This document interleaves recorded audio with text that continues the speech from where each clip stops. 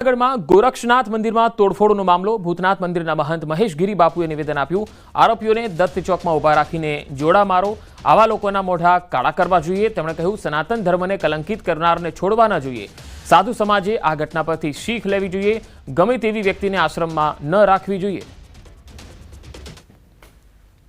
કર્યા છે એ કોઈ પણ હોય એને દત્ત ચોકમાં ઉભા રાખો।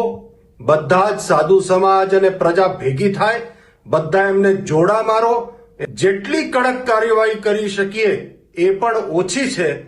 આનાથી બધાના અંદર વિખવાદ ઉભા થાય અને આ કૃત્ય નિંદનીય છે, કક્ષાનું છે ને આવા લોકોને બિલકુલ છોડવા ન જોઈએ અને આ સનાતનને કલંકિત કરવા વાળાને કોઈ ભોગે ન છોડવા જોઈએ। બધા સાધુ સમાજ, ગિરનારના સંતો આ એક શીખ લેવા જેવી બાબત છે કે આવા લોકોનું ગમે તેને આપણે આશ્રમમાં રાખીએ તો થોડુંક એવું પરીક્ષણ કરો, નિરીક્ષણ કરો, પોલીસને જાણ કરો, એમના કેરેક્ટર સર્ટિફિકેટ પણ હોવા જોઈએ। વડોદરામાં ડભોઈ કપ સિરપ લેવાથી 2 માસૂમ બાળકોને આડઅસર થઈ। ડભોઈનો આ બનાવ છે। બંને બાળકોને ડભોઈ પ્રમુખ સ્વામી હોસ્પિટલ ખાતે 3 દિવસથી સારવાર હેઠળ રાખવામાં આવેલા છે। શ્રમિક પરિવાર સિદ્ધપુર ગામે મજૂરી અર્થે આવ્યો હતો। બાળકોને ઉધરસની તકલીફ હોવાથી કપ સિરપ આપવામાં આવ્યું હતું, પરંતુ સિરપ લીધા બાદ બંને બાળકોને આડઅસર થઈ। હોસ્પિટલમાં સારવાર માટે લવાયા। બંને બાળકોની તબિયત હાલ સુધારા પર છે। સમગ્ર ઘટના સંદર્ભે ડભોઈ પંથકમાં ચકચાર મચી ગઈ છે। સિરપ ક્યાંથી લાવવામાં આવ્યા અને તબીબ કોણ હતું, આ દિશામાં આરોગ્ય વિભાગે હવે તપાસ શરૂ કરી દીધી છે। એક દિવસ આઈસીયુમાં રાખ્યા બાદ તબિયત સુધારા પર આવતા બંનેને જનરલ વોર્ડમાં શિફ્ટ કરાયા છે। મધ્યપ્રદેશ કપ સિરપ જેવો જે મામલો સામે આવ્યો હતો, ગુજરાતના વડોદરાના ડભોઈમાં પણ એવો જ મામલો આવતા ચર્ચાએ હવે જોર પકડ્યું છે। શ્રમિક પરિવાર કયા તબીબ પાસેથી આ દવા લાવ્યો અને એ કપ સિરપ કઈ હતી તે હજુ અકબંધ છે।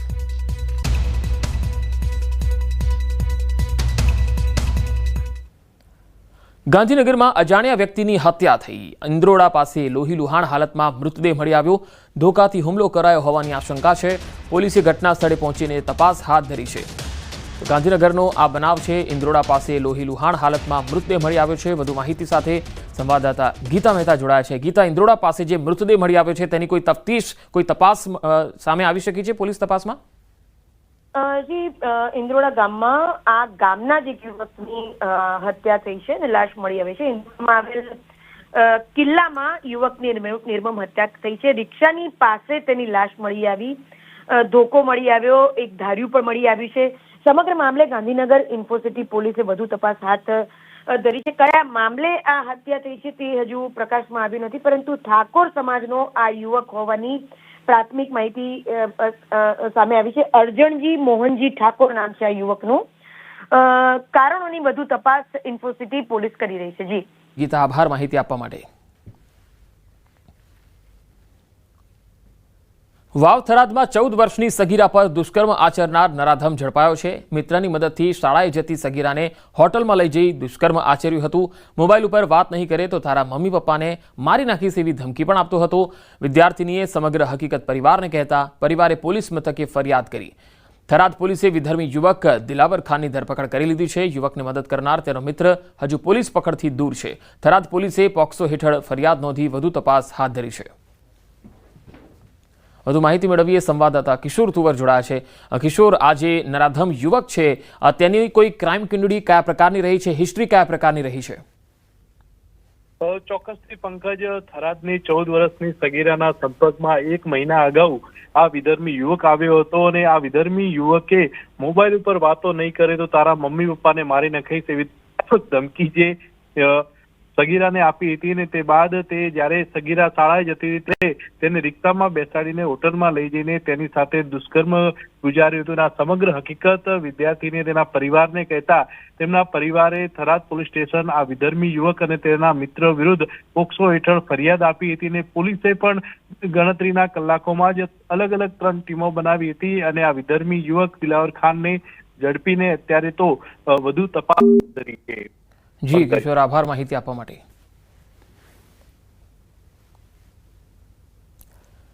દિવાળી પર્વને લઈને સુરત આરોગ્ય વિભાગે ચેકિંગ શરૂ કર્યું છે. સુરતના અલગ અલગ 9 ઝોનમાં આરોગ્ય વિભાગ દ્વારા મીઠાઈઓના સેમ્પલ લેવામાં આવી રહ્યા છે. મીઠાઈમાં મોટા પ્રમાણમાં મિલાવટની ફરિયાદને લઈને આરોગ્ય વિભાગે ચેકિંગ શરૂ કર્યું છે. સેમ્પલ લઈને પબ્લિક લેબોરેટરી ખાતે તપાસમાં મોકલવામાં આવશે. વધુ માહિતી મેળવીએ સુરતથી સંવાદદાતા કીર્તેશ પટેલ જોડાયા છે. કીર્તેશ, આ 9 ઝોનમાં જે મીઠાઈઓના વેપારીઓને ત્યાં તપાસ ચાલી રહી છે, કયા પ્રકારની આ તપાસ છે અને એક્શન શું લેવાશે?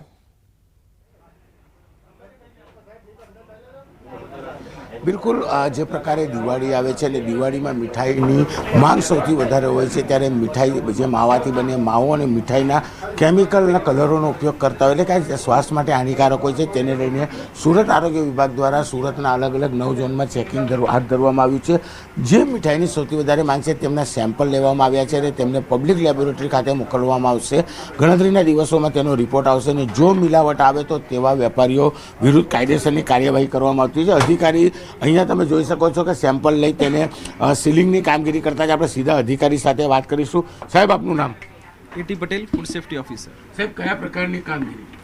હાલ દિવાળીના તહેવારોમાં મીઠાઈઓનું વેચાણ અને કન્ઝપ્શન વધતું હોય આરોગ્ય અધિકારી શ્રી તેમજ ડેઝિગ્નેટેડ ઓફિસર શ્રીની સીધી સૂચના અને માર્ગદર્શન હેઠળ સુરત મહાનગરપાલિકા વિસ્તારમાં વિવિધ ટીમો બનાવીને મીઠાઈનું ઉત્પાદન તેમજ વેચાણ કરતી સંસ્થાઓની ચકાસણી તેમજ ત્યાં નમૂના લેવાની કામગીરી કરવામાં આવી છે. ક્યાં મોકલવામાં આવશે? રિપોર્ટ આવ્યા બાદ કયા પ્રકારની કાર્યવાહી? આ નમૂનાઓ પબ્લિક હેલ્થ લેબોરેટરી સુરત ખાતે મોકલવામાં આવશે.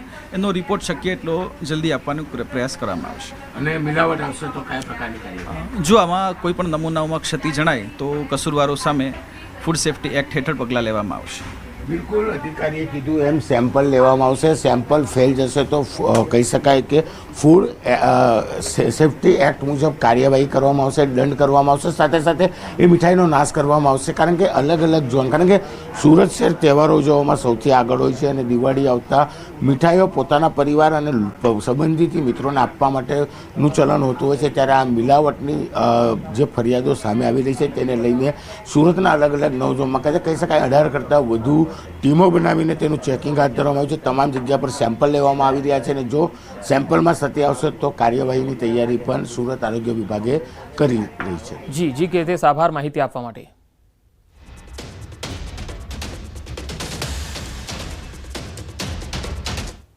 સુરતની ખ્યાતનામ શેર બ્રોકિંગ ફર્મ પર આઈટીના દરોડા. પીપલોદ વિસ્તારમાં 4 ઠેકાણે તપાસનો ધમધમાટ શરૂ થયો છે. અમૃતસર ઇન્વેસ્ટિગેશન ટીમે તપાસ હાથ ધરી છે. પીપલોદની મુખ્ય ઓફિસ અને જૂની ઓફિસ પર તપાસ ચાલી છે. ઓપ્શન ટ્રેડિંગના આંકડા અને ટ્રાન્ઝેક્શનની તપાસ થઈ રહી છે. કંપનીના નાણાકીય વ્યવહારો અંગે પણ પૂછપરછ કરવામાં આવી રહી છે. અધિકારીઓનું ફોકસ ઓપ્શન ટ્રેડિંગ પર કેન્દ્રિત છે અને ટ્રેડિંગમાં થયેલા વ્યવહારોની વિગતવાર માહિતી પણ લેવામાં આવી રહી છે. આવકવેરાની ટીમ અન્ય 2 ઠેકાણાઓ પર પણ તપાસ